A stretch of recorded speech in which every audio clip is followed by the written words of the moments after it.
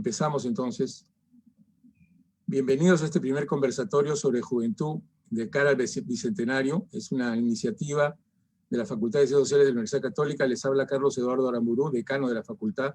Hemos tenido el valiosísimo apoyo del Sistema de Naciones Unidas, del Fondo de Población en el día de hoy, ¿verdad? Y del Centro Federado de Estudiantes. Y la idea es discutir hoy día el tema de juventud en relación a la salud sexual y reproductiva y la salud en general. ¿Por qué la juventud? Tres ideas básicas. Primero, por su relevancia. Nunca hemos tenido un número tan abundante de jóvenes en el Perú en toda nuestra historia, y en los próximos años esa proporción irá disminuyendo. Entonces, este es el decenio, la década de la juventud peruana. En segundo lugar, otro dato interesante es que es la juventud más educada que hemos tenido en toda nuestra historia milenaria. Entonces, la relevancia de la juventud peruana es fundamental como actor social, como actor político, como actor del área económica. En segundo lugar, por la evidencia. Los panelistas van a discutir data, información, que es lo que le corresponde a la academia, sobre qué afronta la juventud peruana hoy en día en términos de salud, en términos de empleo, de educación, en términos de participación política. En tercer lugar, por la incidencia, ¿verdad? Un tema fundamental que hemos vivido en el mes de diciembre es que la juventud tiene una enorme capacidad de respuesta política, está harta de la corrupción tradicional y, sin embargo, está poco incorporada a los sistemas institucionales de participación democrática, llámese estos partidos políticos, Congreso o incluso el Ejecutivo.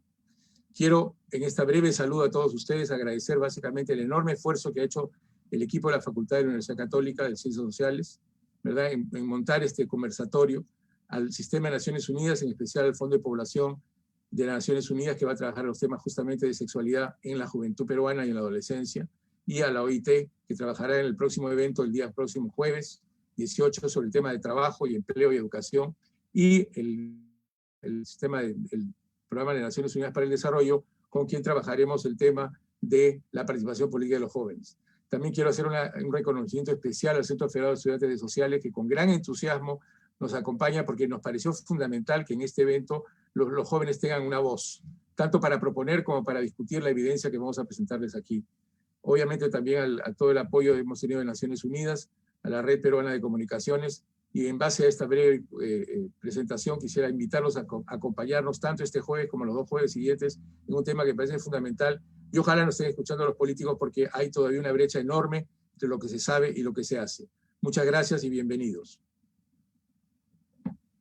Muchas gracias, Carlos Eduardo Aramburú. Buenos días a todas, a todos. Bienvenidas y bienvenidos a este conversatorio que nos va a permitir plantear reflexiones vinculadas a la juventud de cara al Bicentenario de la Independencia del Perú, planteando desafíos y consecuencias, como bien lo ha señalado Carlos Eduardo.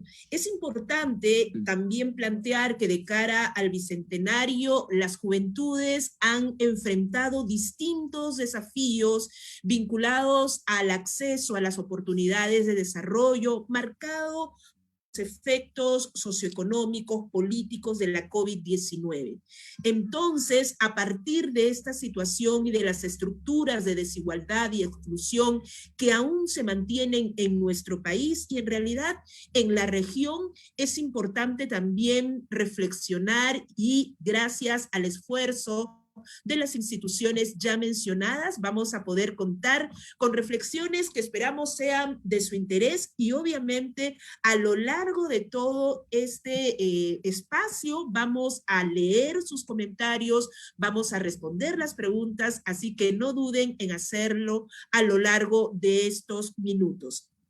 Como ya se ha mencionado, este es un esfuerzo conjunto de la Facultad de Ciencias Sociales y el Centro Federado de Estudiantes de Ciencias Sociales de la Pontificia Universidad Católica del Perú, en alianza con el Fondo de Población de las Naciones Unidas, y plantea el conversatorio virtual La Juventud de cara al Bicentenario de la Independencia del Perú, desafíos y propuestas. Esto en el marco de lo que serán las elecciones generales 2021, y con la finalidad de contribuir a que las jóvenes, los jóvenes puedan tomar decisiones adecuadas, pensando y analizando también seguramente cuáles son sus demandas, sus prioridades y las propuestas que puedan estar engarzadas en todo este proceso. Por eso vamos a empezar a presentar a nuestras panelistas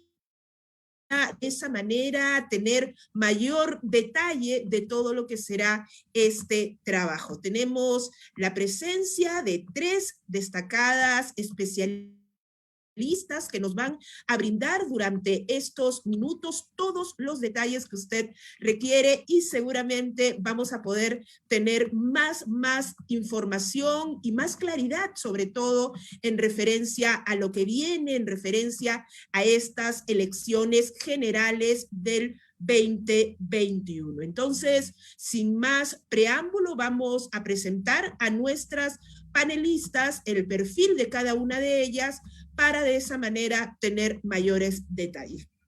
Presentamos en primer término a Norma Correa. Ella es antropóloga dedicada a construir puentes entre las políticas públicas, ciencias sociales e innovación para avanzar en la reducción de la pobreza e incrementar la prosperidad social.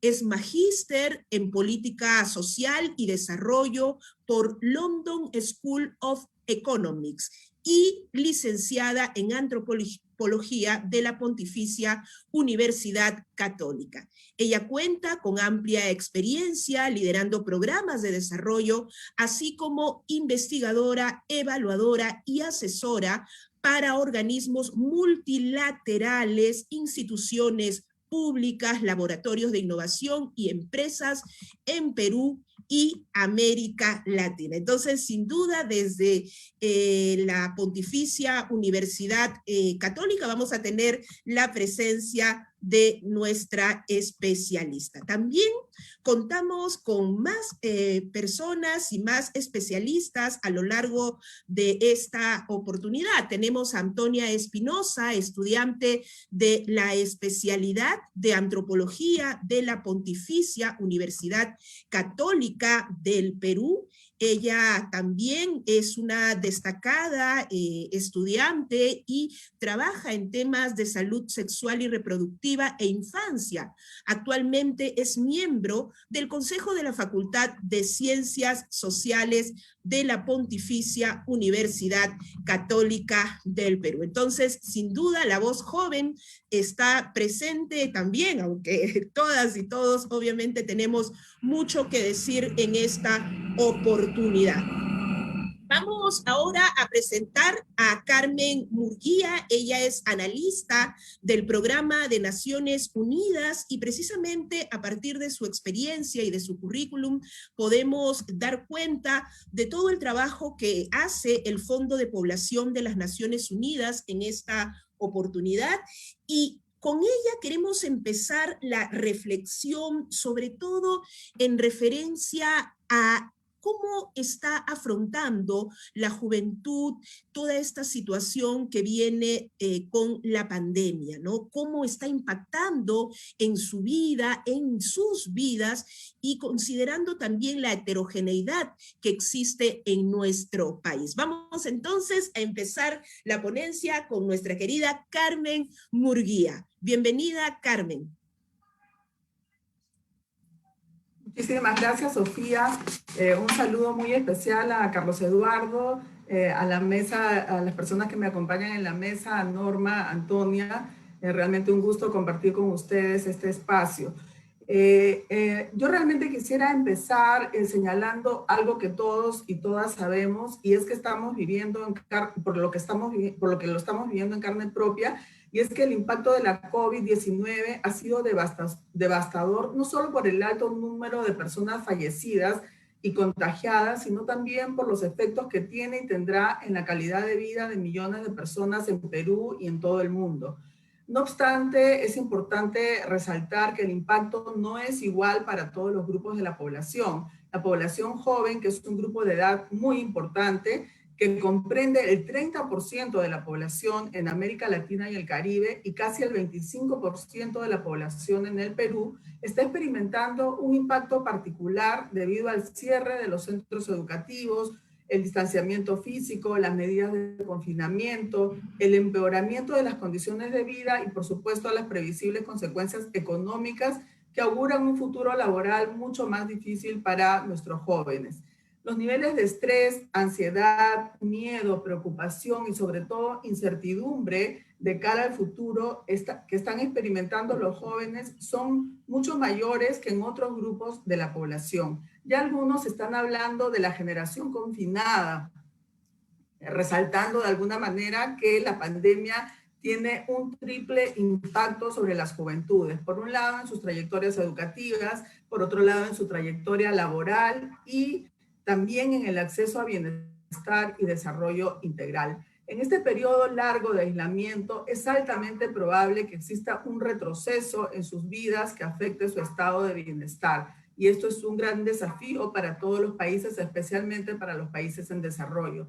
Quedan menos de 10 años para cumplir los objetivos de la Agenda 2030 y nos enfrentamos a la amenaza de que los impactos de la pandemia reviertan los avances conseguidos, por lo que es el momento de recordar el compromiso de no dejar a nadie atrás.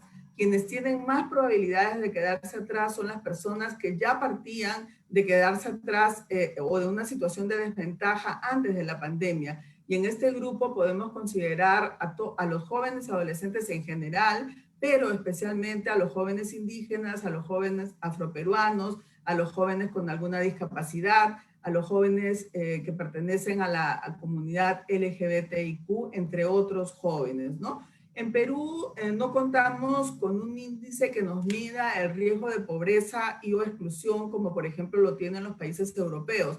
No obstante, es importante destacar que en España, que es un país desarrollado, la población vulnerable alcanza el 26% y es especialmente alta en el caso de las mujeres, con 27%, y en particular las más jóvenes, las que tienen entre 16 y 29 años, donde alcanza el 37%. El segundo mensaje en el que quiero incidir es que normalmente consideramos que los adolescentes y jóvenes son saludables y por tanto dejamos de preocuparnos por ellos. Sin embargo, tienen necesidades de salud. Si bien se trata de un sector de la población relativamente saludable, con frecuencia se pasan por alto sus necesidades en salud, particularmente y justamente en el ámbito de la salud sexual y reproductiva y la salud mental, que son dos ejes clave fundamentales en estas etapas de la vida, pues es allí donde se establecen en estos momentos de la vida comportamientos que pueden tener efectos persistentes en la trayectoria a la vida adulta. Por tanto, la salud reproductiva y la salud mental merecen especial atención hoy más que nunca debido al impacto negativo de la COVID-19. Situaciones tales como la maternidad temprana, las infecciones de transmisión sexual, el acceso a consejería y anticoncepción, así como a servicios de prevención y atención de la violencia basada en género, requieren especial atención porque son situaciones que limitan las oportunidades de desarrollo de adolescentes y jóvenes y obstaculizan el pleno desarrollo de su potencial, que es enorme. Ahora es el momento un poco quizá de poder mostrar la evidencia, es decir, cuál es este rostro joven de la pandemia de la COVID-19, porque necesitamos, digamos, tener estos datos que nos ayuden a argumentar por qué es importante hoy más que nunca fortalecer la inversión en las juventudes y sobre todo en políticas de salud reproductiva y salud mental. Naciones Unidas hizo una encuesta virtual durante la primera cuarentena para América Latina y el Caribe, en la que participaron jóvenes de 15 a 29 años. Esta encuesta revela que los jóvenes se han visto afectados de manera profunda y desproporcionada en cuanto al ejercicio de su derecho a acceder a servicios de salud reproductiva y salud mental, así como a vivir en entornos seguros y libres de violencia, entre otros ámbitos relacionados a su bienestar integral. En Perú, el impacto ha sido particularmente duro para las mujeres jóvenes, para los jóvenes rurales y para los adolescentes entre 15 y 19 años. La salud mental se ha visto especialmente afectada. Según los datos de esta encuesta, el 49% de los jóvenes encuestados han sufrido situaciones de estrés, ansiedad o ataques de pánico durante la cuarentena. El 20% de los jóvenes identifica la necesidad de acceder a servicios de psicología que no siempre encuentra, donde no siempre encuentra respuesta. El 9% identifica la necesidad de servicios de salud sexual y reproductiva con el fin de acceder a consejería y a métodos anticonceptivos a domicilio. Por su parte, un estudio realizado en Perú por el Ministerio de Salud durante la primera cuarentena encontró que el 41% de los encuestados presentaron depresión de moderada a severa y refirieron ideación suicida. Es decir, a ese punto, en algunos casos llega el estado de depresión de los y las jóvenes. Los más afectados fueron los jóvenes de 18 a 24 años. Del total de jóvenes que respondieron a la encuesta de Naciones Unidas a la que hacía referencia, 77 viven con el VIH, lo que representa el 5% del total del grupo encuestado. Pero de este grupo, solo el 4% declaró recibir tratamiento retroviral debido a la interrupción en la provisión de atención en salud. Lo cual es grave porque eso significa que están mucho más vulnerables no solamente a la reinfección por VIH, sino ante el COVID-19. El 50% de los jóvenes, además, percibe que la violencia basada en género se ha incrementado en nuestro país. En cuanto al acceso a servicios de atención de la violencia, el 49% declaró que no existen servicios de apoyo en su comunidad. En el caso de las mujeres fueron más del 50%, al igual que en el área rural. Es decir, todavía se requieren muchos esfuerzos para poder contar con más servicios de atención de la violencia accesibles a todos y todas las jóvenes. El 26% de los jóvenes no conoce si existen canales para la denuncia de casos de violencia. El acceso a la justicia también es importante y requiere atención. El desconocimiento es mayor en los hombres y en los adolescentes de menor edad, los que tienen de 15 a 19 años, así como en jóvenes rurales. Nuevamente se presentan brechas por el tema rural, por la menor edad y en el caso de los hombres quizá por un tema de género que normalmente estos servicios se difunden más entre las mujeres que entre los varones. Los centros de emergencia mujer recibieron más de 13.840 denuncias de violencia sexual durante la pandemia o lo que va de la pandemia, y 6.007 de estos casos corresponden a adolescentes entre 12 y 17 años, es decir, casi la mitad. Un estudio multipaíses de plan internacional realizado en el 2020, donde participaron 14 países a nivel global y por América Latina participaron Nicaragua, Brasil y Ecuador, reporta que el 88% de las jóvenes encuestadas han experimentado algún tipo de ansiedad entre alto y moderado. La principal razón mencionada como desencadenante de la ansiedad fue el temor a que sus familiares o amigos se enfermaran por el virus, que ellos mismos se enfermaran y que el hogar tenga menos dinero que antes. Es decir, la preocupación económica también está en el centro como un tema importante de la ansiedad y la incertidumbre que sienten los jóvenes. También destaca que las personas jóvenes LGBTIQ se encuentran en mayor riesgo de problemas de salud mental y que gran parte de sus sistemas de apoyo ahora no están disponibles o son inaccesibles. Desde el inicio de la COVID-19, el número de personas jóvenes que se acercan al proyecto Trevor, que es la organización de prevención del suicidio para jóvenes LGBTIQ más grande del mundo, ha duplicado su volumen normal, dejando al descubierto la deficiencia de muchos países para atender la salud mental. Por otro lado, quería comentarles sobre el sondeo de UNICEF con adolescentes y jóvenes de América Latina y su salud mental. Este sondeo reporta que 1 de cada 2 jóvenes siente menos motivación para realizar actividades que antes disfrutaba y que 4 de cada 10 se sienten menos motivados para realizar sus actividades habituales. La percepción sobre el futuro también se ha visto negativamente afectada en nuestros adolescentes y jóvenes. El 43% se siente pesimista frente al futuro, frente a un 31% de los hombres, puesto que en el caso de las mujeres esta percepción negativa es mayor. 3 de cada 4 jóvenes ha sentido la necesidad de pedir ayuda en relación con su bienestar físico y mental. El 50% buscaría apoyos en centros o establecimientos de salud y hospitales especializados, es decir, que hay una necesidad de que estos servicios respondan a esas necesidades y estén accesibles y no queden interrumpidos. También es importante resaltar que un 26% acudiría a centros de culto o religiosos. Es un canal que los jóvenes en los que los jóvenes encuentran apoyo, y el 23% en servicios en línea. Un estudio de UNFPA realizado recientemente con adolescentes y jóvenes indígenas encontró que casi el 60% de los encuestados se ha sentido deprimido, ansioso, estresado o enojado de manera frecuente durante la cuarentena y en el estado de emergencia. La mitad de los adolescentes y jóvenes indígenas encuestados manifiestan además una preocupación importante por no poder llevar a cabo sus planes de vida y sus estudios, lo que obviamente afecta su bienestar integral. A 1 de cada 5 jóvenes le preocupa no poder ser atendido en temas de salud o no poder evitar un embarazo no planeado. A 1 de cada 10 le preocupa estar a salvo de la violencia física, psicológica o sexual y no poder vivir su vida sexual y afectiva sin temores. La salud reproductiva también está en el centro del ejercicio de los derechos sexuales y derechos reproductivos y es otra área que plantea grandes desafíos.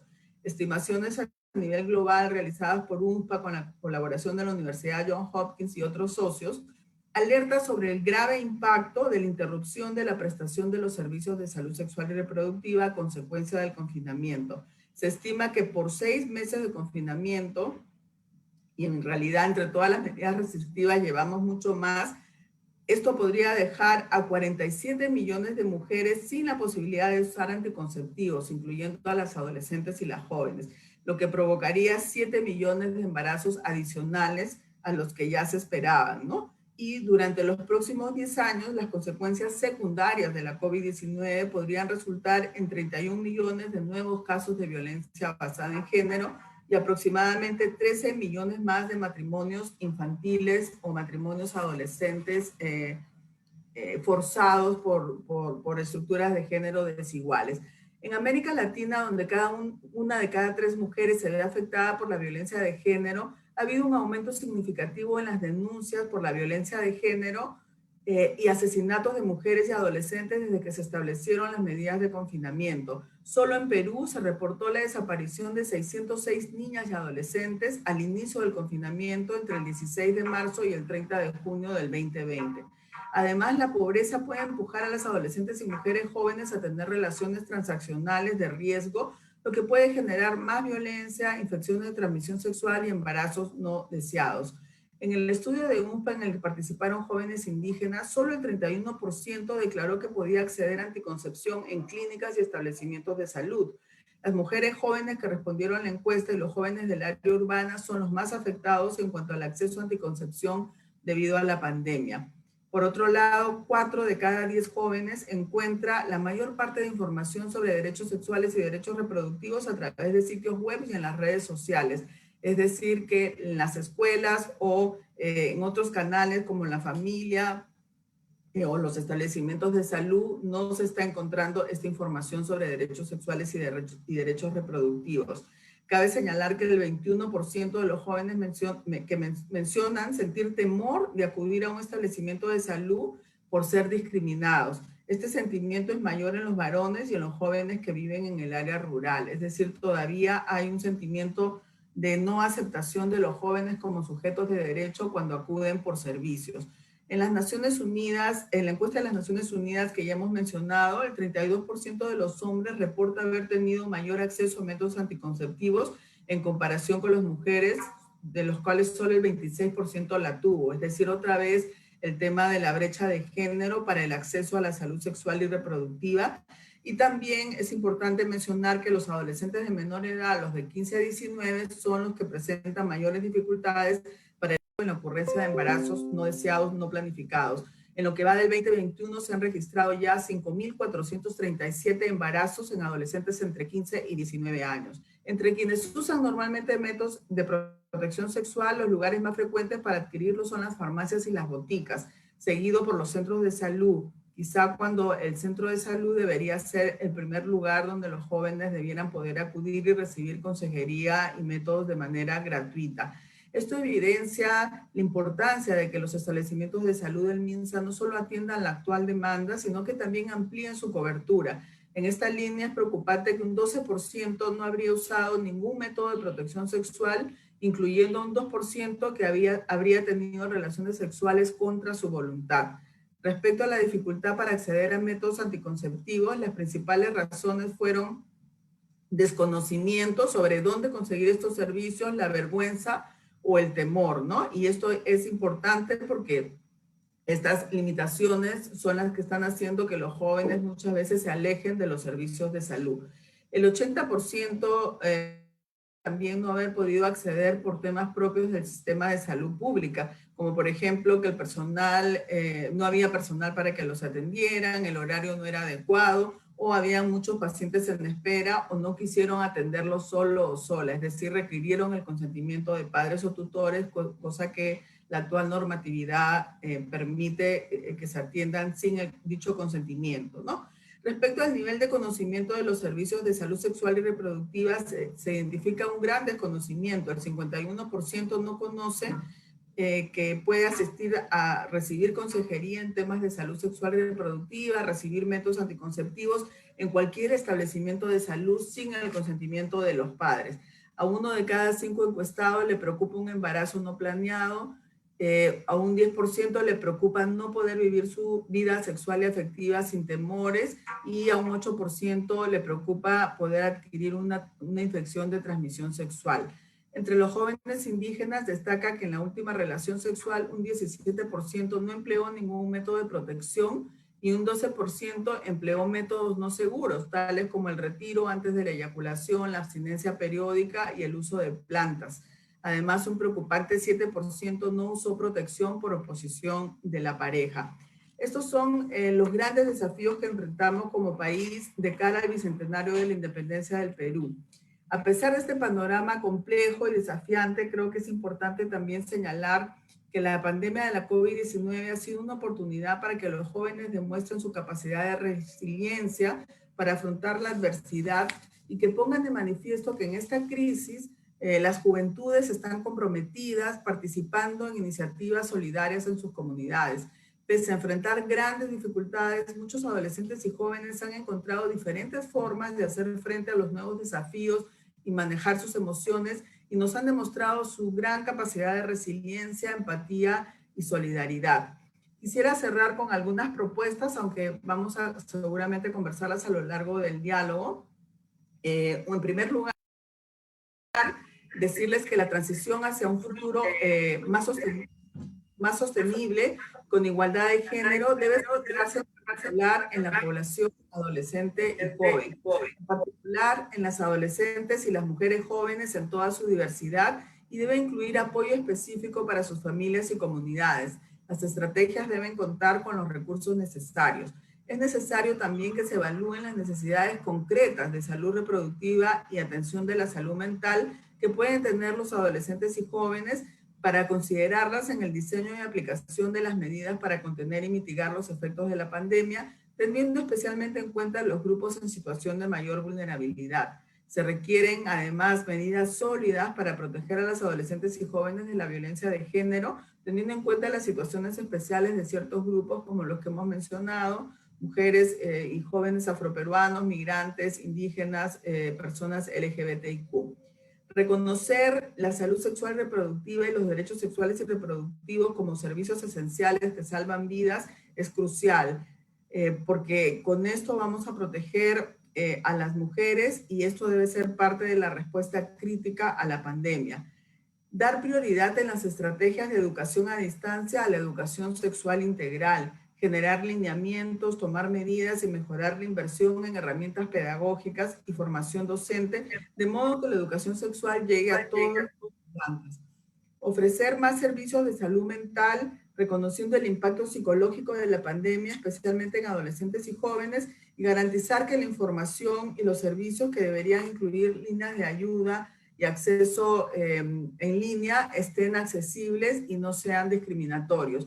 Por último, se requiere que los servicios de protección esenciales y las redes de apoyo social tengan fondos suficientes y se adapten a los contextos, y garantizar el involucramiento y participación activa de adolescentes y jóvenes. Ellos deben ser parte de la respuesta y las soluciones para proteger sus vidas, ejercer plenamente sus derechos humanos con énfasis en los derechos sexuales y reproductivos. Gracias.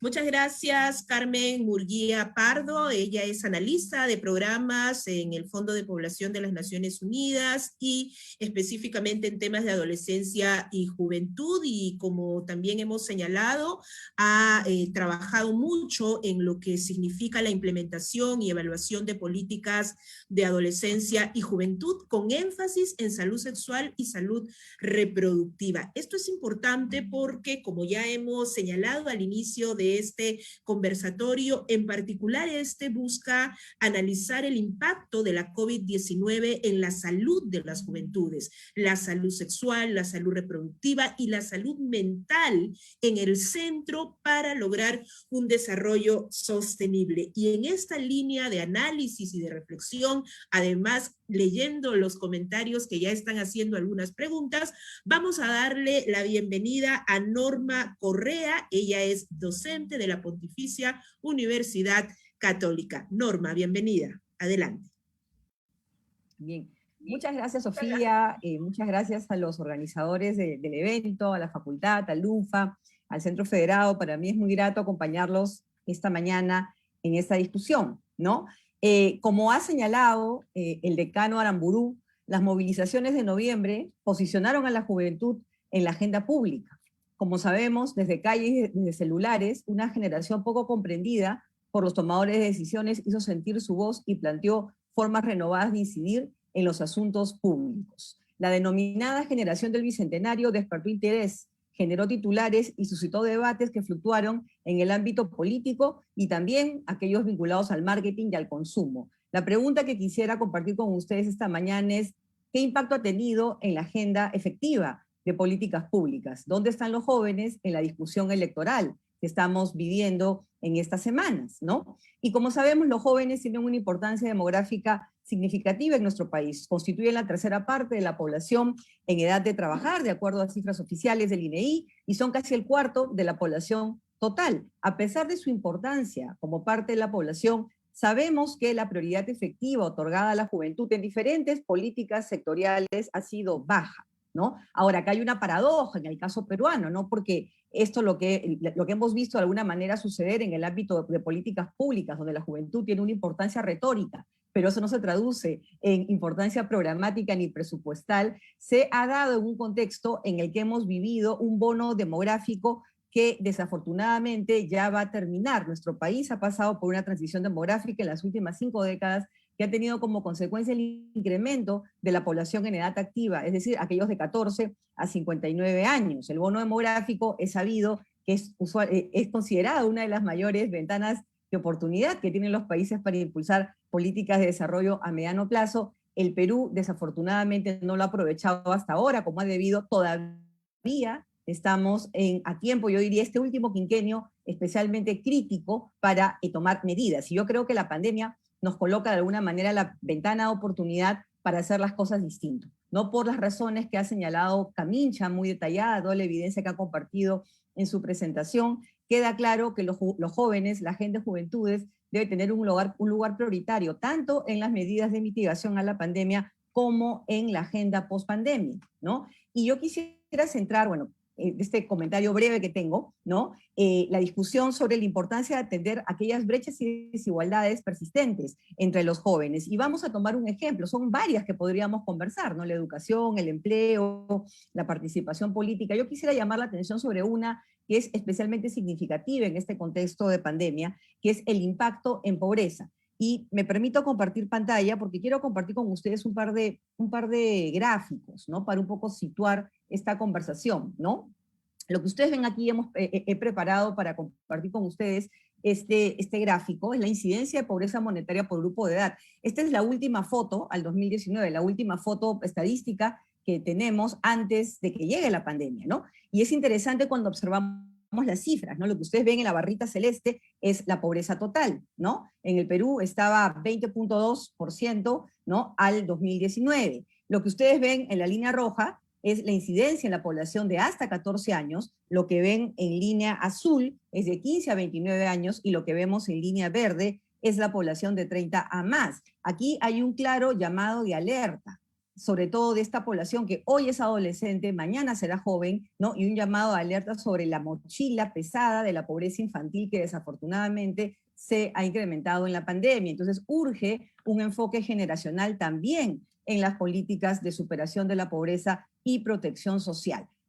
Y bueno, les decía, ¿no?, que esto es la foto antes de la pandemia. Si vemos las estimaciones disponibles, ¿no?, sobre la base de estudios de UNICEF y también estimaciones realizadas por Lavado y Liendo, sabemos que nos enfrentamos a un retroceso de una década en niveles de pobreza general en el Perú, que la pobreza se va a incrementar a niveles de 30%, eso quiere decir que vamos a retroceder a los niveles del año 2010. Si lo traducimos esto en, digamos, cifras en absoluto, estamos hablando que por lo menos alrededor de 3 millones de personas han caído en pobreza por efectos del COVID-19, de los cuales 1.2 millones son niños, niñas y adolescentes, ¿no? Entonces, pongo esto intencionalmente porque me parece que no podemos desligar la discusión de juventud de la discusión de adolescencia y niñez. Es un continuo que tiene que mirar la agenda pospandemia en el Perú, ¿no? Entonces, me parece importante compartir con ustedes estos datos sobre pobreza, porque es uno de los principales determinantes de la salud,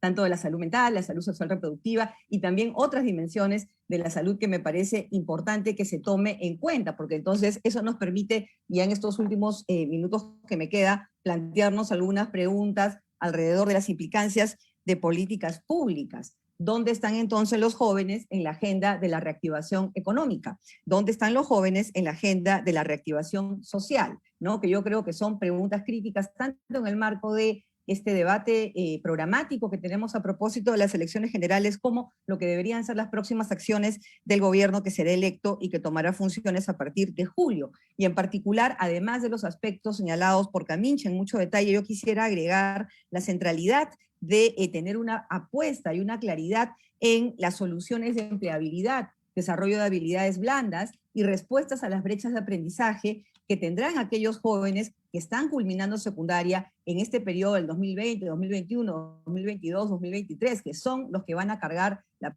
parte más complicada, así como aquellos universitarios que van a salir en el mercado laboral en estos años. Necesitamos soluciones. Tenemos una política nacional de juventud que fue aprobada en el año 2019. Yo creo que es un documento, digamos, interesante, un documento útil que nos identifica la oferta de servicios. Yo creo que el camino, y entiendo que SENAJU y la Secretaría Nacional de Juventud ya ha empezado ese trabajo, es actualizar, ¿no?, ese instrumento normativo y programático disponible a los nuevos retos de la pandemia, ¿no? Y es ahí donde aspectos como la salud sexual, la salud, la salud mental, el tema de empleabilidad, el tema de las brechas de aprendizaje deberían tener un lugar prioritario, ¿no? Y con eso, básicamente, es lo que, digamos, quería compartir con ustedes. Quiero respetar el tiempo, ¿no? Y solamente para decirles que todavía el Perú tiene la oportunidad de aprovechar lo que nos queda del bono demográfico, y ojalá que la pandemia nos permita extraer lecciones para finalmente priorizar la agenda de juventudes en el lugar que amerita en las políticas públicas. Muchas gracias. Muchas gracias, Norma. Ha sido muy interesante contar con tu exposición y sobre todo centralizar también el análisis teniendo un enfoque intergeneracional, un enfoque generacional, visibilizando la situación particular de niñas, niños y adolescentes. Y hablando de juventudes y hablando de la palabra de ellas y de ellos, tenemos el gusto de darle la bienvenida a Antonia Espinosa, también de la Casa de la Pontificia Universidad Católica del Perú. Y bienvenida, Antonia, tus reflexiones en esta mesa.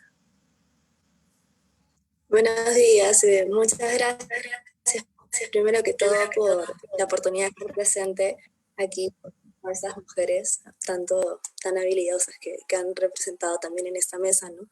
Bueno, en tanto a la salud reproductiva y también la salud mental, primero que todo son derechos de la persona, ¿no? Por ende no deberíamos tener dificultades para acceder a ellos. Pero, ¿qué es realmente lo que está sucediendo en Perú durante la pandemia? Si bien dividiré estos dos aspectos de salud reproductiva y sexual y la salud mental en dos filas, en realidad no están tan desvinculadas como uno pensaría. En cuanto a la salud sexual y reproductiva, una explicación muy breve es que todas las personas tenemos derecho y debemos recibir esa información sobre anticonceptivos, sobre orientación, sobre acceso a estos métodos anticonceptivos, entre otros servicios sin ser juzgados. Pero como, por desgracia, como también lo han presentado las ponentes en esta mesa, todavía esto no es una realidad latente. Si bien el Estado asegura brindar planificación familiar y libre acceso a métodos anticonceptivos o incluso al kit de emergencia, desde que comenzó la pandemia hasta un poco más del mes de julio del 2020, en la mayoría de los hospitales no se brindó el servicio de planificación familiar. Esto ha sido grabado por varias llamadas, por ejemplo, de las públicas, quienes grabaron al momento de pedir ayuda para sacar una cita de planificación familiar, en donde los hospitales respondían que no contaban con el servicio. Y bueno, en realidad esto sucede con muchas más mujeres y también varones que desean acudir a estos servicios durante la pandemia y no encuentran respuesta. Luego de que se empezara a hacer pública esta situación, sí se comenzó a regularizar en cierto modo, mas esto no ha implicado que el problema de la salud sexual y reproductiva en el Perú se haya solucionado. Aún existen barreras que dificultan su acceso y por ende afectan a una gran cantidad de personas. Dentro de estas barreras se encuentra primero que tenemos en tiempo de pandemia, que ir a un hospital en realidad o a cualquier recinto público es poner en riesgo nuestra salud. Una segunda barrera es que los y las menores de 14 años para poder atenderse necesitan estar acompañados por adultos, aunque sea solo para obtener métodos anticonceptivos como un condón, lo cual afecta su acceso, ya que sabemos que en estos años puede ser muy complicado pedir ayuda en un entorno cercano, no contamos con la confianza y muchas veces tampoco son escuchados los jóvenes. Quizás algunas personas estén pensando 14 años a menos es una edad temprana para el comienzo de las relaciones sexuales e incluso se considera como un tabú dentro de nuestra sociedad hablarle en esas edades de temas de sexualidad, pero en realidad es que solo hasta ahora, la fecha, 2021, 111 chicas de 0 a 14 años solamente han dado a luz en estos meses, de las cuales 3 todavía tienen un rango de 0 a 10 años. Y 5.437 mujeres de 15 a 19 años también han dado a luz, según el sistema de registro de certificados de nacido vivo. Varias noticias y artículos que han salido desde el comienzo de la pandemia, como mencionaban nuestras ponentes hasta hoy, han advertido la importancia de asegurar el servicio para prevenir un incremento del embarazo adolescente y en jóvenes. Aunque me gustaría también poder poner toda la culpa en esa dificultad de acceso, en realidad también debemos tener en cuenta el incremento del número de violaciones registradas en este último año. Según el Ministerio de Mujer y Poblaciones Vulnerables, las denuncias en el 2020 aumentaron un 130%. Se registraron 7.138 denuncias por violación sexual solamente el año pasado en pandemia. Y la tercera barrera, en cuanto al acceso, es que aún existe, como bien mencionaba Carmen y Norma, discriminación y abuso por parte del personal de salud hacia algunas personas que se acercan o desean acercarse a estos servicios públicos. Por ejemplo, en otra publicación de las públicas se ha grabado mujeres pidiendo ayuda para adquirir el anticonceptivo oral de emergencia, en donde se escucha en el audio por parte del personal médico risas al escuchar que esto se trata de una emergencia. Entonces, también se escuchan comentarios como, bueno, cuídate pues, ¿no?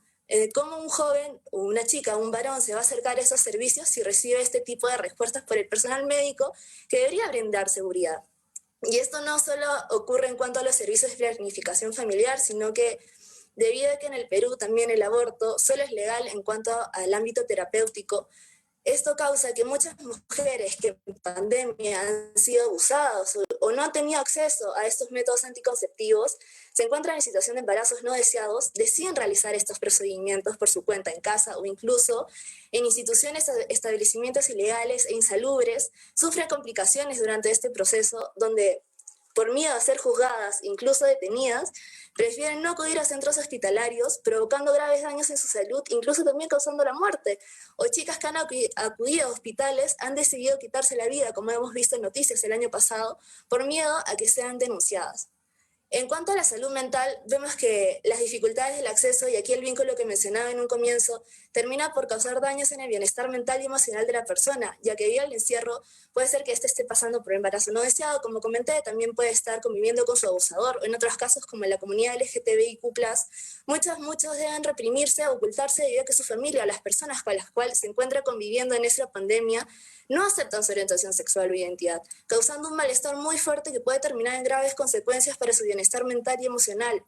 Por otro lado, yendo ya también a mi realidad más como estudiante universitaria, en esta pandemia también nos afrontamos a la angustia, al miedo, a la desmotivación entre todos los días y a cada momento.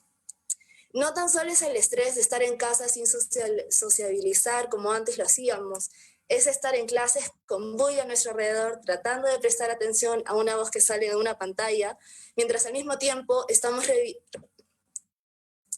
recibiendo información de personas que se encuentran en estado crítico por la COVID, de que algún familiar se ha contagiado, de que la familia de alguna amistad necesita ayuda para conseguir oxígeno, para conseguir una cama UCI o ayuda económica para incluso costear los gastos de un funeral.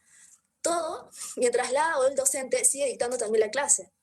Y bueno, en realidad lo que hemos podido continuar con estas clases, también somos afortunados, ya que hay mucha cantidad de jóvenes que han tenido que dejar de estudiar, ya sea por dificultades económicas, porque no cuentan con los medios o porque la casa lo necesita, lo cual por lo general también genera mayor angustia y dudas hacia el futuro de su vida.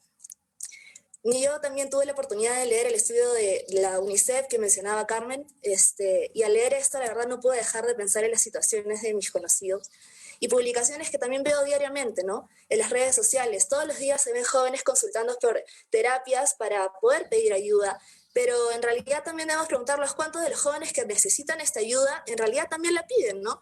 Y si bien dentro de nuestra universidad, de la PUC, tenemos la oportunidad de solicitar un servicio de ayuda psicológica, esta no es la realidad de la mayoría. Creo que varios y varias jóvenes desean poder contar con el servicio de ayuda mental, pero no cuentan con los medios suficientes para poder acceder a ella. Ya que seamos sinceros, ir a un psicólogo, una psicóloga, significa aproximadamente pagar 100 soles por sesión, y bueno, acceder a servicios de salud mental por parte del Estado también es una ardua travesía. Y ya para ir finalizando, en aras de lo comentado y del título de este conversatorio, los Objetivos de Desarrollo Sostenible para el 2030, que tan solo quedan ya 9 años, que tratan el objetivo 3 y el objetivo 5 de salud y bienestar y sobre la igualdad de género, se intenta reducir la tasa mundial de mortalidad materna en menos de 70 por cada 100.000 nacidos y garantizar el acceso universal a los servicios de salud sexual y reproductiva, incluidos planificación familiar, información, educación sobre todo, que es un ámbito muy importante, y la integración de la salud reproductiva en las estrategias y programas nacionales también, como mencionaba Norma. Entonces, aquí me pregunto yo, ¿cómo podrá también el Estado trabajar para garantizar estos objetivos? Ya que como hemos visto, datos estadísticos y lo que podemos observar en nuestra realidad es que antes de la pandemia sí ya era preocupante el estado de la salud sexual y reproductiva y la salud mental, pero habían pequeñas mejoras. Ahora la situación se ha vuelto mucho más crítica en estos ámbitos y como todos hemos visto, la economía del país tampoco está avalando invertir sobre estos temas de salud. Eso. Muchas gracias por tu participación, ha sido muy oportuna la reflexión que has hecho, sobre todo hablando desde las realidades que viven tus pares, estudiantes, adolescentes y jóvenes en estas circunstancias de pandemia, ¿no? Hemos tenido un recorrido bastante amplio en torno, primero, a la situación de la salud sexual, salud reproductiva, incluso salud mental de adolescentes y jóvenes, y también estamos siendo conscientes de que esta situación no se inicia con la COVID-19, ¿no? Creo que en ese punto estamos coincidiendo en este panel y a partir de lo que ustedes han puesto tendríamos que analizar qué es lo que no se hizo antes, cómo generar que esta situación se convierta en una oportunidad, como lo planteaba Norma, y qué respuestas merecen y requieren las jóvenes, los jóvenes, porque deben ser reconocidos plenamente como sujetas y sujetos de derechos. Vamos a compartir en estos momentos, ¿qué les parece, compañeras? Unas cifras que nos van a permitir tener también mayores elementos para generar un diálogo. Aquí la idea es que podamos conversar entre nosotras con la finalidad de que quienes nos están siguiendo a través de la plataforma virtual también nos puedan compartir sus opiniones con sus comentarios, con sus mensajes, y nosotros estaremos prestos a responderlos y también a partir de ellos reflexionar sobre este tema. ¿Les parece? Entonces vamos a ver si podemos contar con algunas cifras, algunas estadísticas que sumadas a las que nos brindaba Carmen, Norma y Antonia, nos van a permitir seguir hablando en estos minutos para nuestros amigos y amigas que nos están siguiendo en las redes sociales. A ver, vamos a ver si podemos tener algunas cifras. Inicialmente yo les voy comentando, ¿no? Por ejemplo, tenemos que a principios de los años 90, 3 de 10 adolescentes de 15 a 19 años que estaban embarazadas o que ya eran madres hubiera querido postergarlo. Es decir, esto ya se veía antes de la pandemia. Obviamente, con lo que ustedes nos han compartido, estamos planteando que la situación se está agudizando. Entonces, la salud sexual y la salud reproductiva, sobre todo, no ha sido prioridad en nuestras gestiones políticas públicas. ¿Qué es lo que está faltando para que las cifras cambien? Aquí también tenemos otra estadística. 1 de cada 6 adolescentes y jóvenes de 15 a 29 años en el Perú no estudian ni trabajan. Entre los hombres es de 1 de cada 9, mientras que en las mujeres es de 1 de cada 5. En el caso de ellas también están participando en actividades domésticas no remuneradas en una proporción el doble que los hombres. Creo que con estas 2 estadísticas podemos empezar a hacer nuestras primeras intervenciones cortas para poder tener posibilidad de análisis mayor. Carmen, Norma y Antonia. Entonces, viendo la primera cifra, ya podemos analizar algunas cosas, ¿no? La salud sexual y la salud reproductiva ha sido una demanda muy fuerte desde la sociedad civil, desde las agencias de cooperación. Pero ¿qué es lo que no se está haciendo? En los comentarios que nos están poniendo en el Facebook también nos preguntan, ¿cuáles son las alternativas que se tienen que desarrollar para que esta situación cambie? Considerando la COVID-19, considerando que obviamente las prioridades incluso van a cambiar y se están reconfigurando a partir de esta situación. ¿Qué comentarios iniciales les permite Carmen, Norma y Antonia? Empezamos contigo, Carmen. Gracias, Sofía. Mire, yo para este tema relacionado a embarazos no planificados y la persistencia de esta problemática a lo largo de los últimos 20 años, donde las cifras casi no se han movido, creo que hay 2 temas para mí fundamentales. Uno, que no se está invirtiendo en las intervenciones efectivas. Ya existe a nivel global evidencia de qué es lo que funciona para prevenir y reducir el embarazo. Y son 2 intervenciones específicas. El acceso a consejería y anticoncepción para los adolescentes que lo requieren y la educación sexual integral en las escuelas, accesible para todos y todas los estudiantes desde inicial hasta completar la secundaria. Y justamente son esas 2 cosas las que no estamos logrando hacer en el país. Se han hecho esfuerzos muy importantes, sí, pero todavía no tenemos una educación sexual reconocida como prioritaria y hoy por hoy con el tema de la pandemia, por ejemplo, en la estrategia Aprendo en Casa, se está intentando poco a poco incorporar el tema, pero es fundamental porque además, como bien señalaba Antonia, la educación sexual no solamente va a ser para atender salud reproductiva, sino salud mental y bienestar socioemocional de los y las estudiantes. Con respecto al tema de embarazo, se están haciendo esfuerzos por tener anticonceptivos disponibles, pero luego está la traba que piden el consentimiento de los padres. No hay suficiente inversión. Y el otro tema, para darle la palabra a Norma y Antonia, son las normas sociales, ¿no? Mientras no generemos también un cambio en normas sociales donde todos consideremos a los adolescentes como sujetos de derecho, no los discriminemos, estigmaticemos o pensemos que eres muy chiquito para iniciar tus relaciones sexuales o eres muy joven para tener anticonceptivos, mientras no les demos no los miremos como sujetos de derecho con capacidad progresiva de ser autónomos y tomar sus propias decisiones, no vamos a avanzar, ¿no? Muchas gracias, Carmen. Norma, ¿tiene que ver las cuestiones de género en esto desde tu reflexión también añadiendo a lo ya comentado por Carmen? Es decir, siendo el embarazo adolescente una situación que impacta obviamente a hombres y mujeres, pero de manera directa a las mujeres, ¿qué tanto influye o no para que en estos momentos todavía no podamos hablar de políticas efectivas al respecto? Bueno, el embarazo adolescente es uno de los desafíos que largamente arrastramos en las políticas públicas del Perú y que tiene una serie de, digamos, impactos intersectoriales, ¿no? Además de los propios en salud, sabemos que es una de las principales razones por las cuales hay deserción escolar en la secundaria, ¿no? Yo creo que es un tema importante donde el Perú debe generar consensos, ¿no?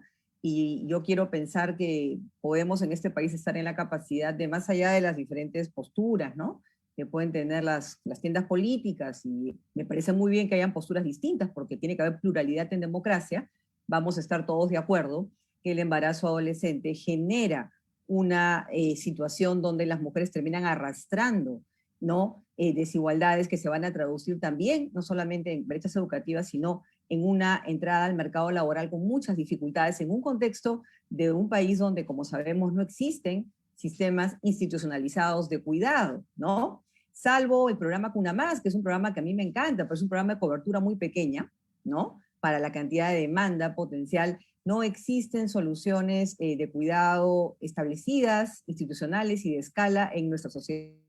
Se ha esperado que las familias resuelvan como puedan, ¿no?, en la esfera privada, ¿no? La pandemia nos ha enseñado a todos que el cuidado es central, ¿no? Entonces, esperemos pues que también esta perspectiva, ¿no?, de atención a las necesidades de los jóvenes, teniendo esta mirada de género, también considere sus posibles necesidades de cuidado futuro, que van a ser importantes tanto para la continuación de sus estudios como para su inserción en el mercado laboral. Muchas gracias, Norma. Antonia, ¿qué reflexión te merece esta situación? Bueno, la verdad es que al escuchar los comentarios y también escuchar directamente el tema de insertar las políticas públicas de educación sexual integral, me hace recordar bastante a la campaña Con mis hijos no te metas, ¿no? Un plan elaborado por varias familias, sociedad, ya una comunidad de familias bien grande dentro del Perú también, y a nivel regional en realidad, que van en contra de insertar el enfoque, como ellos llaman, enfoque de género, pero de salud sexual integral, ¿no? Y esto no, bueno, a mí me repercute en que en realidad si nosotros ponemos políticas públicas de educación sexual integral, y en realidad se está haciendo también por otras organizaciones dentro del Perú, también de jóvenes, muchos jóvenes activistas, también grupos de feministas están insertando la salud sexual integral en talleres, en conversatorios. Muy de nada sirve tampoco enfocarnos en las familias, ¿no? Porque al fin y al cabo un niño, un adolescente y también un joven puede escuchar todo el tema de salud sexual integral, puede aprender incluso conceptos, puede saber todo lo que requiere dentro de esta educación, pero al discutirlo en casa o al quererlo incluso poner en práctica, se va a encontrar trabas. Va a encontrar que no va a poder ir a un servicio de salud, donde no puede ir tampoco solo, o sea, tiene que ir en compañía para pedir un método anticonceptivo, incluso para pedir información. Y también en redes sociales muchas personas pueden encontrar información que es falsa. Y en temas de aborto también es muy cierto de que hay muchas páginas que promocionan ciertos medicamentos, promocionan ciertas plantas también, que al fin y al cabo terminan por producir un mayor daño, ¿no? Entonces, para generar políticas públicas de educación sexual integral, creo yo que también es manejarlo en temas de familia, no solamente enfocados en los adolescentes y jóvenes.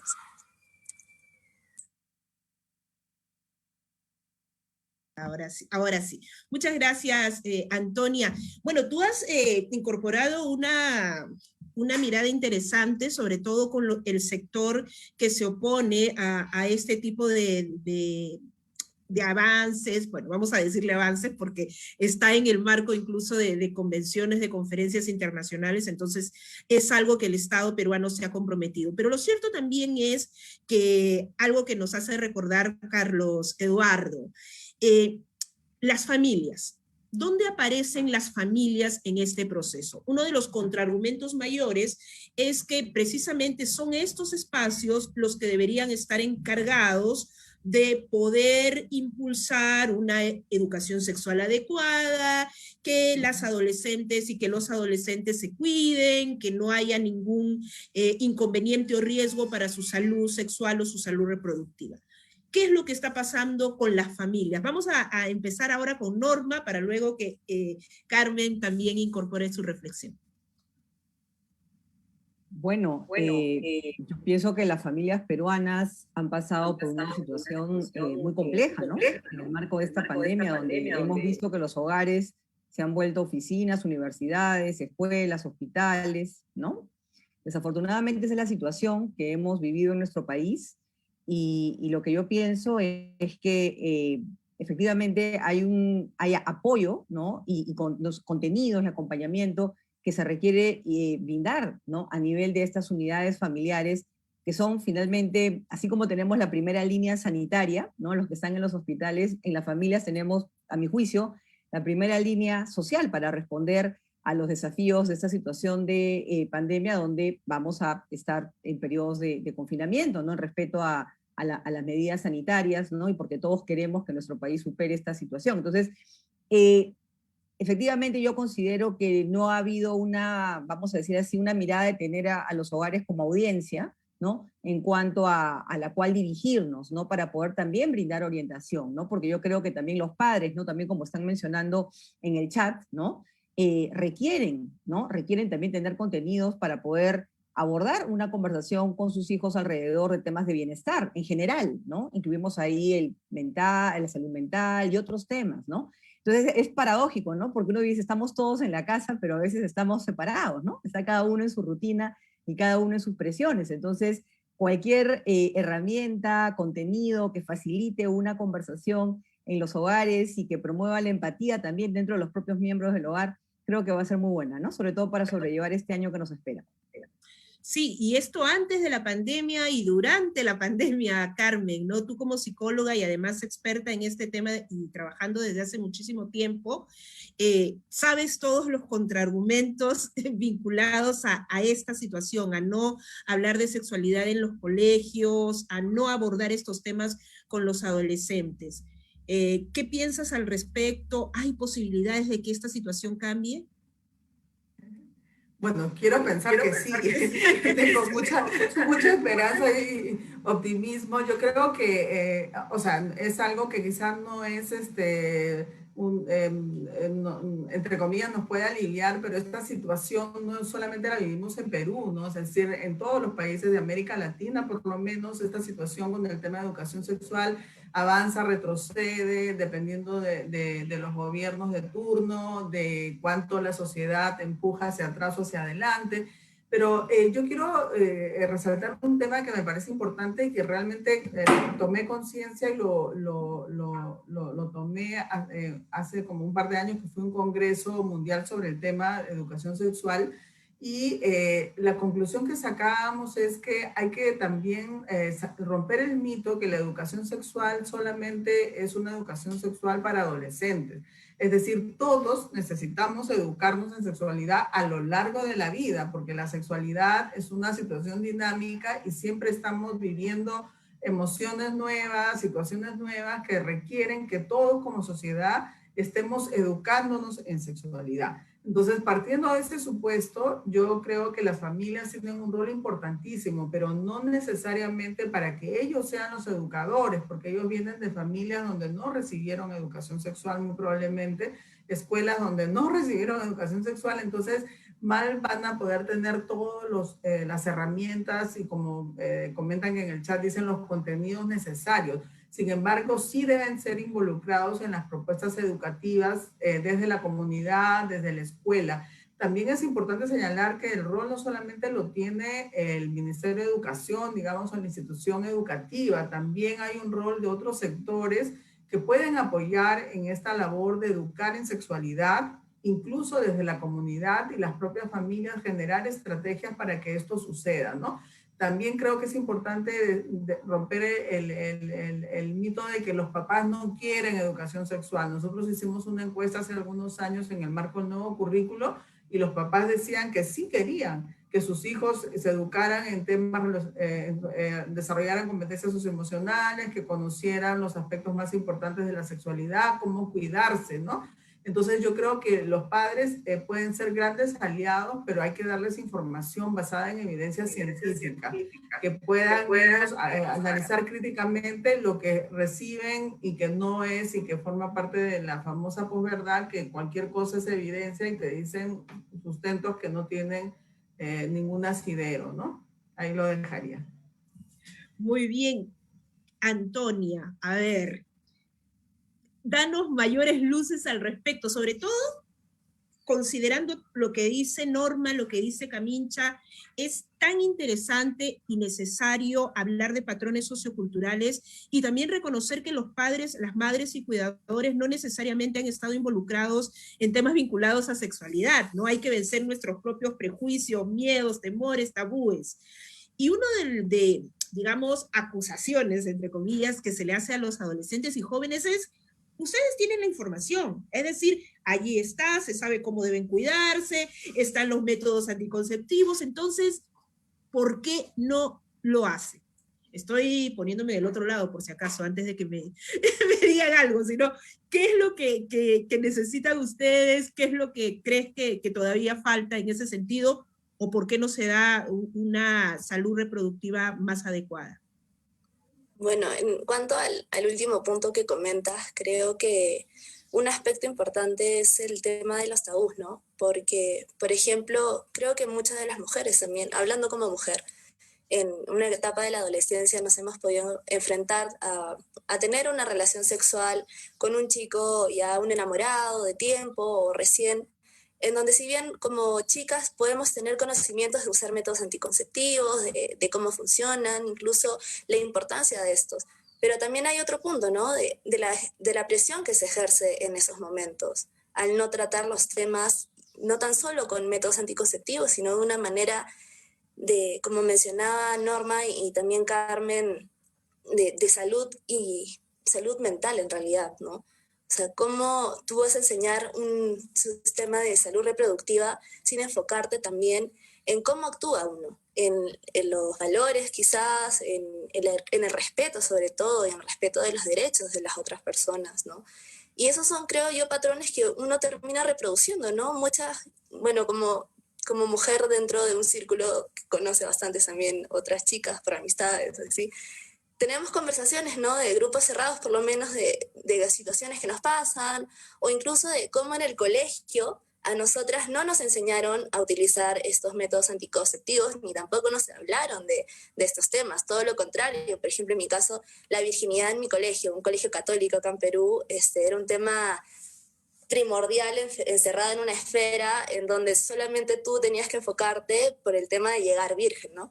O sea, tenías que conservar toda la idea de virginidad, que en realidad no es así, ¿no? O sea, ahora no estamos hablando de virginidad en estos tiempos. La virginidad solamente ha sido un concepto que se ha construido a lo largo del tiempo, pero que no recae en la importancia y en el respeto de cada una.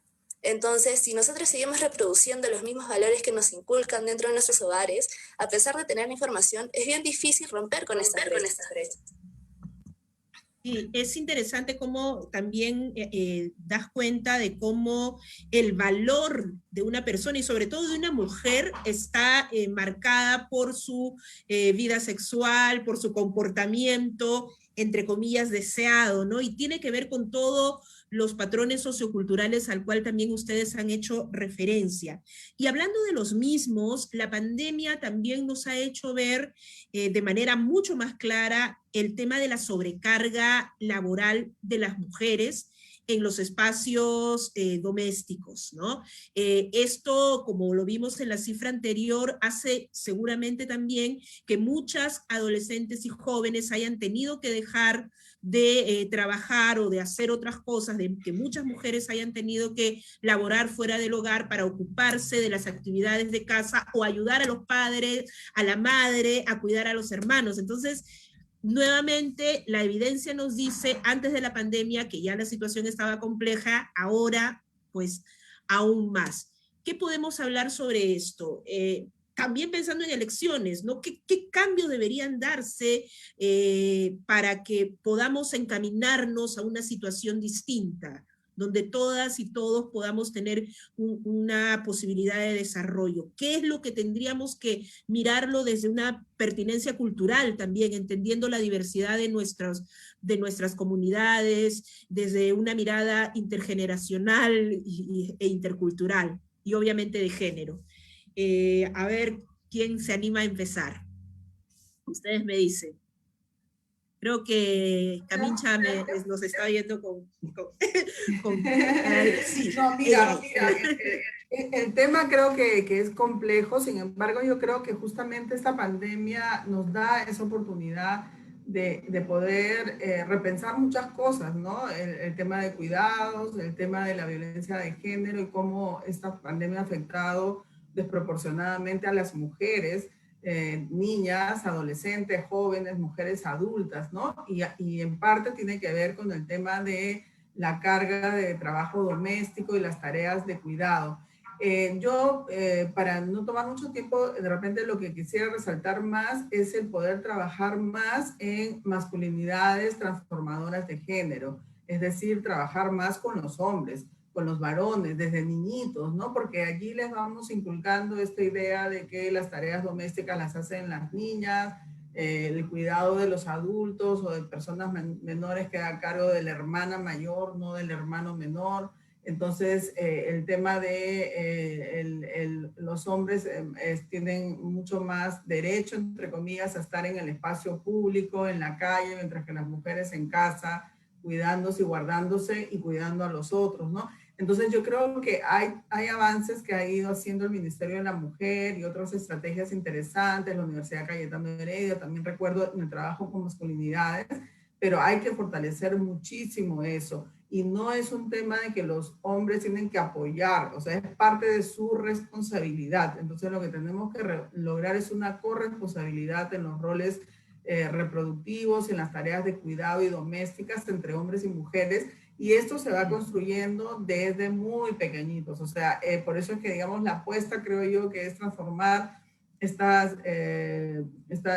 o generar estas transformaciones de género con hombres jóvenes que tenemos un poco más de oportunidad, aunque no quiere decir eso que un hombre de mayor edad también no puede empezar por lo menos a cuestionarse y empezar a cambiar, ¿no? Algunas cifras son alentadoras porque nos dicen que, por lo menos en la encuesta que se hizo de Naciones Unidas, que los jóvenes varones reportan haber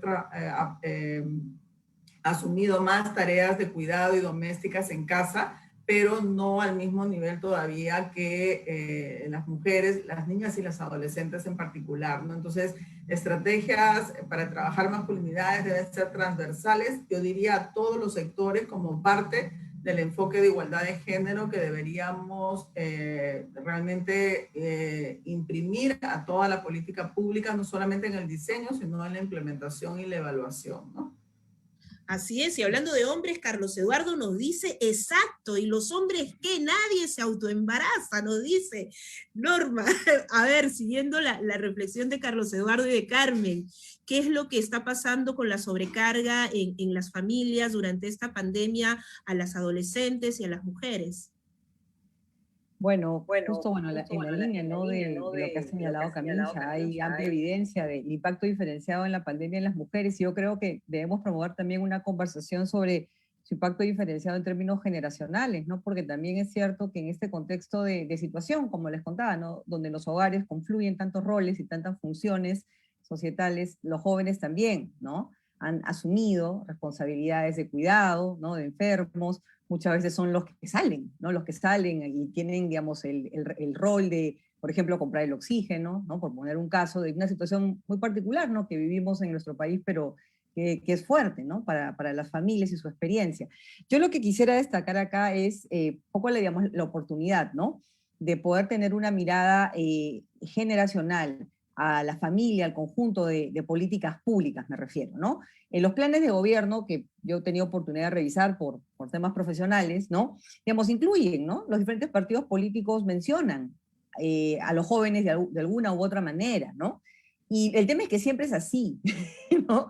El asunto es cómo hacemos para que eso se traduzca en políticas que realmente lleguen a los jóvenes y que estén respondiendo a estas nuevas demandas que está generando esta pandemia, ¿no? Porque el principal reto que tenemos en el Perú es cómo logramos que los choques temporales de la pandemia no se vuelvan permanentes, ¿no? Entonces, ahí la centralidad de los temas de salud, empleo, educación, para el caso de los jóvenes. Y yo creo que no se trata tanto de generar, en fin, es debatible, ¿no? Decir, oh, entonces hagamos un Ministerio de la Juventud. Miren, yo soy normalmente las que creo que generar más estructura no necesariamente se traduce en mejores políticas, más bien yo diría que lo que hay que hacer es hacer un examen, ¿no? De cómo las políticas que tenemos, por ejemplo, en aspectos de, por ponerles un caso, ¿no? De pobreza, lucha contra la pobreza, el paquete de lucha contra la pobreza, el paquete de empleabilidad y productividad, cómo esa familia de políticas está conceptualizando al joven y cómo está llegando al joven. Lo que nos vamos a dar cuenta es que los jóvenes, o tienes una situación donde predominan programas con un enfoque adultocéntrico, y no por mala voluntad, sino es un tema de, vamos a decir así, inercia, de la forma como se han hecho las políticas. Y en el caso de la familia de superación de la pobreza, efectivamente los jóvenes han sido una larga ausencia, ¿no? Porque claro, había un énfasis en desarrollo infantil temprano y por muy buenas razones. Ese énfasis tiene que todavía incrementarse con lo que vamos a ver ahora en términos de la crisis del hambre, ¿no? Y el impacto que va a tener esta situación en la seguridad alimentaria y los hogares, pero sí es urgente llenar el vacío que hay en los jóvenes. Y lo bueno, diría yo, es que ya tenemos experiencias internacionales, incluso iniciativas nacionales de organizaciones de la sociedad civil, de empresas sociales, ¿no? De las cuales podemos tomar inspiración, ¿no? Y de lo que se trata entonces es de colocar ese enfoque generacional en la forma como se está planificando y programando el gasto y en la forma como se está implementando en el terreno. Gracias. Muchas gracias, Norma. Y antes de la respuesta de Antonia, quisiera que se una con las preguntas que ya nos están haciendo desde la plataforma de Facebook. Por ejemplo, nos dicen, Freddy Daniel nos dice, ¿qué medidas nos propondrían a nosotros los jóvenes para al menos tener una mejor calidad mental en el aspecto sexual y afectivo, dice, ya que todo eso ha sido limitado? Y otra pregunta nos dice lo siguiente: ¿qué pasa con las familias que reconocen y rechazan la violencia de género, pero no tienen cómo reeducar a cada miembro para prevenir quién puede o debe ayudar? A ver, ¿qué podemos decir? Antonia, empezamos con tu intervención.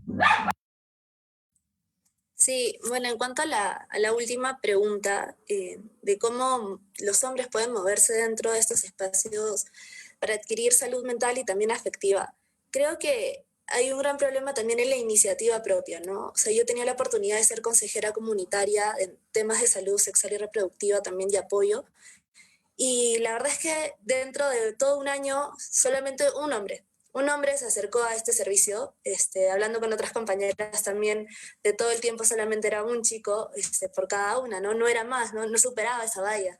Y entiendo también que eso sucede también por mucho miedo, ¿no? O sea, estos son temas que más se han fomentado también para las mujeres, que es muy importante, o sea, ha sido una lucha muy importante dentro de todo, pero también ahora hay que comenzar también a incidir dentro de la juventud varonil, ¿no? Empezar a quitar estos prejuicios de que el hombre no le debe tener miedo a poder ir a una consejera sobre salud, a un médico también, para preguntarle sobre temas de masturbación, sobre temas de cómo relacionarse con su pareja, que son cosas muy importantes, y desgraciadamente esto no ha sucedido a lo largo del tiempo y se quedan dentro de grupos sociales que siguen fomentando lo que comentaba anteriormente, las mismas actitudes, las mismas faltas de respeto también y desinformación. Entonces, hay espacios, quiero decir, o sea, si uno busca en internet, en Facebook, hay talleres, tanto para chicas y para chicos. Los espacios están organizados por sociedades juveniles también, y organizados también por otras sociedades más institucionales. Pero es cosa de ir buscar, es de iniciativa y también de perder el miedo, ¿no? Porque esto se ve usualmente.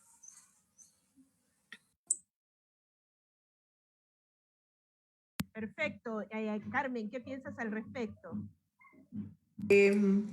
A mí me gustaría atender la otra pregunta o comentario que me parece súper importante, que tiene que ver con la violencia y la familia y cómo rompemos ese círculo vicioso, ¿no? Y creo que sí, allí hay mucho por hacer. O sea, ahorita estaba pensando específicamente en los centros de emergencia mujer, que si bien por discriminación positiva, digamos, tienen en el centro a las mujeres, creo que hace falta poder tener estrategias más integrales que abarquen la atención a la familia. Es decir, porque cuando hay un caso de violencia es toda la familia que está involucrada de una u otra manera y requiere una atención, requiere soporte y requiere alternativas para salir de esa situación de violencia, ¿no? Entonces creo que allí sí la pregunta es importante y volvemos al tema de la importancia de la familia que decíamos para la educación sexual y también para la prevención de la violencia, porque la violencia muchas veces y en la mayor parte de los casos ocurre en el entorno familiar o en el entorno muy cercano. Entonces hay que trabajar con ese entorno, con esas comunidades y con la familia para darle algunas alternativas. Eso quizá supone revisar de alguna manera pues estas intervenciones o programas que ya existen con esta mirada y además teniendo en cuenta que cuando hablamos de familia estamos hablando de diversidad de familias, ¿no? Entonces no imaginemos la familia nuclear con jefe de familia, hombre, etcétera, etcétera, porque eso casi no existe. Tenemos una diversidad de familias y justamente esas complejidades son las que muchas veces pueden llevar a situaciones de violencia, situaciones violentas, y hay que ver cómo prevenirlas con estrategias muy claras, que creo que todo el tema de prevención de violencia está más flojo, por decirlo de alguna manera, más débil que lo que ya es la respuesta a casos de violencia, pero lo que tenemos que hacer es evitar que lleguen esos casos. Entonces, sí creo que es un comentario bien interesante para repensar un poco la respuesta a la prevención y atención de violencia, involucrando a las familias y a las comunidades. Muy bien. Norma, tu comentario al respecto y Antonia de inmediato porque ya estamos también cerrando este conversatorio. Sí, muy brevemente, ¿no? Bueno, que el tema de violencia me parece prioritario, ¿no? Y yo creo que es bien importante tomar conciencia que estamos entrando en el segundo año, no creo, ha pasado todo tan rápido, pero ya estamos a pocos días, ¿no? De conmemorar el primer año de la declaratoria de estado de emergencia, así que la sociedad en general, jóvenes y no jóvenes, necesitan herramientas para poder sobrellevar, ¿no? Los impactos del confinamiento, pero también los impactos de la pandemia en otros aspectos de la vida de las personas, ¿no? El tema del desempleo, por ejemplo, por mencionar un caso que se ve frecuentemente, ¿no? Impacta a las familias. Yo diría que ahí habría que utilizar, pues, lo instalado, ¿no? Yo pienso que los empleadores, ¿no? En general harían bien en poder acompañar, ¿no? Mostrar empatía, brindar contenidos, ¿no? Para que las personas se informen y puedan, de alguna manera, también acompañar, ¿no? Este proceso. Y desde el otro lado del espectro, por ejemplo, los programas sociales, ¿no? Que son los que llegan en estos momentos a la población más vulnerable del país. Todos tienen algún tipo de intervención de acompañamiento familiar. Entonces, todos estos temas que estamos conversando podrían introducirse como parte de estos contenidos, ¿no? De acompañamiento familiar y a través de ahí poder llegar a la población que también no solamente es más pobre y vulnerable, sino es la que tiene menor acceso a la conectividad de la cual dependemos mucho en estos tiempos de distanciamiento social. Gracias. Muchas gracias, Antonia. Sí, comparto todo lo mencionado por Norma y por Carmen, pero también creo que es importante incentivar los refugios, ¿no? Justamente en zonas económicas, sociales, donde sufren más violencia las mujeres y donde hay más casos denunciados, ¿no? En Lima solamente contamos con 2 centros de mujer, 2 centros que están a una distancia bastante considerable. Y las otras chicas, las otras mujeres que se encuentran en otras zonas aledañas y que en tiempos de pandemia tampoco es fácil movilizarse. Entonces sí creo que es importante fomentar mayores espacios donde las mujeres puedan acudir en caso de violencia, en caso de hostigamiento sexual también, espacios seguros donde puedan denunciar, que ahora en tiempo de pandemia se ha visto que han disminuido. Si bien Centro de la Mujer ahora está haciendo un trabajo magnífico, en realidad ha ido en pandemia creciendo y creciendo con toda su labor, yo creo que aún falta mucho dentro de las políticas. Muchas gracias a las 3 por su participación. Creo que ha sido muy interesante poder compartir reflexiones con ustedes y sobre todo plantear el trabajo que debemos tener en el marco de lo que va a ser nuestra vida luego de que acabe esta pandemia, porque tiene que acabar, y también las atenciones que deberíamos centrar en estos momentos de crisis sanitaria, ¿no? No hay que olvidar lo también importante, más allá de la respuesta sanitaria que estamos esperando por parte del gobierno y del Estado en general. Muchas gracias a Carmen Murguía, a Norma Correa, a Antonia Espinosa, por su participación, y ahora queremos darle la más cordial bienvenida a María Eugenia Mujica. Ella es representante auxiliar del Fondo de Población de las Naciones Unidas, a quien le damos la bienvenida para que pueda cerrar esta actividad. Bienvenida, María Eugenia. Muchísimas gracias, Sofía. He estado oyendo con gran interés las intervenciones de todas ustedes. Me ha gustado mucho la participación de Antonia, así como la de Norma y la de Carmen, al igual que tu moderación, Sofía. Creo que cada uno de ustedes ha traído desde su propia experiencia, su conocimiento, aspectos sumamente importantes que involucran a la autonomía y la integridad corporal de las y los jóvenes del país, ¿no? Autonomía e integridad que se han visto seriamente afectadas en este contexto de la pandemia de la COVID-19, y esa afectación ha afectado, por supuesto, pues es una de sus esencias, el propio ejercicio de los derechos sexuales y reproductivos, ¿no? Lo hemos visto desde el enfoque de la salud sexual y reproductiva y sus vínculos con la salud sexual, el enfoque desde la misma igualdad de género y las interseccionalidades que tiene esta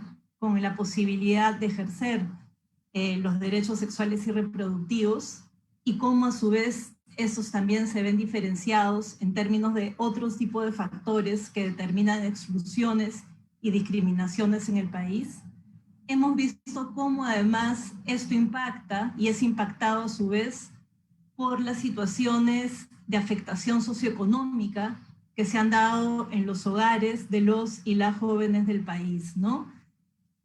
Presentando una serie de desafíos que probablemente serán además sentidos a lo largo del ciclo de vida de las personas, de los jóvenes y las jóvenes, pero también dando la oportunidad y promoviendo diferentes posibilidades de ver iniciativas que permitan abordarlos, ¿no? La juventud en el ámbito de la autonomía y la integridad corporal en el ámbito del ejercicio de los derechos sexuales y reproductivos es uno de los grupos de población que se ven más afectados en el ámbito de la pandemia, ¿no? Y en el caso del país, además, las personas adolescentes y las personas jóvenes son la población más grande que tenemos en este momento y constituyen la población históricamente más grande en términos de cuántos jóvenes y cuántos adolescentes tenemos actualmente en el país. Debido a ello, por supuesto, la influencia que van a tener y que ojalá también estén teniendo en este momento en la definición del futuro es gigantesca. Las decisiones que los políticos y que la política en la actualidad toma por y con los y las jóvenes, así como la inversión que se puede hacer en ustedes, puede hacer una diferencia para que podamos avanzar en la construcción de un país mejor. En la actualidad en el Perú hay 9 millones de adolescentes y jóvenes, 9 por lo tanto millones de razones para que invirtamos y demos protagonismo a las juventudes. Este desafío del cual se ha tratado el conversatorio de hoy, vinculado con los derechos sexuales y reproductivos, con la salud sexual y reproductiva, con la violencia basada en género, con la igualdad de género, es uno de los múltiples desafíos que encaran las juventudes en el país en este año del bicentenario de la independencia de la República, ¿no? Al estar marcados además por otros factores interseccionales, como son los efectos socioeconómicos y políticos de la COVID las estructuras existentes de desigualdad y exclusión, la crisis de representación política, la posibilidad de que puedan ejercer sus derechos se ve en cierta manera interpelada. Y esa interpelación lleva a que se conviertan estas posibilidades de ejercicio de derechos en temas cada vez más vitales para su desarrollo integral, ¿no? De manera tal que podamos evitar esas limitaciones de las cuales nos ha hablado tanto Antonia en su propia experiencia, en la experiencia de sus compañeros y sus compañeras, así como también la ha abordado Carmen, al contarnos cómo es que ha evolucionado la propia región y las juventudes de la región en este contexto de pandemia, al igual que Norma, desde su propia experiencia. Para nosotros, espacios como este, en el que podemos reunir a diferentes personas, a jóvenes, a académicos y académicas, a funcionarios, funcionarias de la cooperación internacional, así como también activistas, periodistas como Sofía, un rol tan importante en estos procesos, es sumamente importante, ¿no? Estos espacios los vemos como lugares en los cuales podemos ahondar sobre todos los desafíos de los que hemos estado hablando y también dialogar para encontrar soluciones y llamar a la acción, tanto a las juventudes como en gran medida a todo el resto de actores de la sociedad. Los retos que enfrentan las juventudes son retos de todos y de todas nosotras. Son los retos que enfrentamos para el futuro de este país. Son los retos que encuentra el Bicentenario y lo que viene hacia adelante en la reconstrucción o la construcción de un país que sea mejor para todas las personas. Consideramos que la promoción del liderazgo y la participación de los y las jóvenes es fundamental también para nuestro trabajo como Fondo de Población de las Naciones Unidas. Nuestros esfuerzos permiten que los y las jóvenes, o esperamos que permitan y que contribuyan a generar las condiciones para que puedan desarrollar sus habilidades, sus conocimientos y los liderazgos necesarios para que puedan adoptar decisiones basadas en la evidencia sobre sus cuerpos, sobre sus vidas, sobre sus familias, sus comunidades, el país, el mundo en general. Yo le doy muchas gracias a ustedes por tener la oportunidad de cerrar este primer conversatorio. Las gracias muy grandes a Carlos Eduardo también, así como a la Pontificia Universidad Católica y el Centro Federado, de haber propiciado este acercamiento para que coorganizáramos este evento, que ha puesto en el centro el día de hoy los derechos sexuales y reproductivos a través del enfoque en la salud sexual y reproductiva y la salud mental de las juventudes. Y los invito a participar en los próximos 2 conversatorios, que serán los próximos 2 jueves, y en los que seguiremos abordando temas clave para el desarrollo de las juventudes de este país. Nuevamente, muchas gracias a la Facultad de Ciencias Sociales de la Pontificia Universidad Católica, al Centro Federado de la Facultad y a la Coordinadora Nacional de Comunicaciones por su apoyo en la difusión de este evento a nivel regional. Muchos saludos y gracias. Muchas gracias, María Eugenia Mujica, representante auxiliar del Fondo de Población de las Naciones Unidas, por haber compartido esta reflexión final durante este conversatorio. Ya saben que tenemos una nueva cita el próximo jueves en el marco de lo que está significando el análisis de la juventud de cara al Bicentenario de la Independencia del Perú, desafíos y propuestas. Hemos reconocido a través de nuestras panelistas la diversidad de juventudes a nivel cultural, étnico-racial, de género, por orientación sexual e identidad de género también. Es sumamente importante reconocer la heterogeneidad de las juventudes y del país en general, en miras a que haya una respuesta hacia todas las diversidades en nuestro país por parte también de las personas que elijamos este próximo 11 de abril. Gracias a nombre de la Facultad de Ciencias Sociales y el Centro Federado de Estudiantes de Ciencias Sociales de la Pontificia Universidad Católica del Perú, que en alianza con el Fondo de Población de las Naciones Unidas organizó esta actividad. Muchas gracias nuevamente, Carmen Murguía, por haber participado en esta actividad, Norma Correa y Antonia Espinosa. Gracias y nos vemos el próximo jueves a la misma hora y por la misma plataforma. Muchas gracias también al equipo técnico que nos acompañó.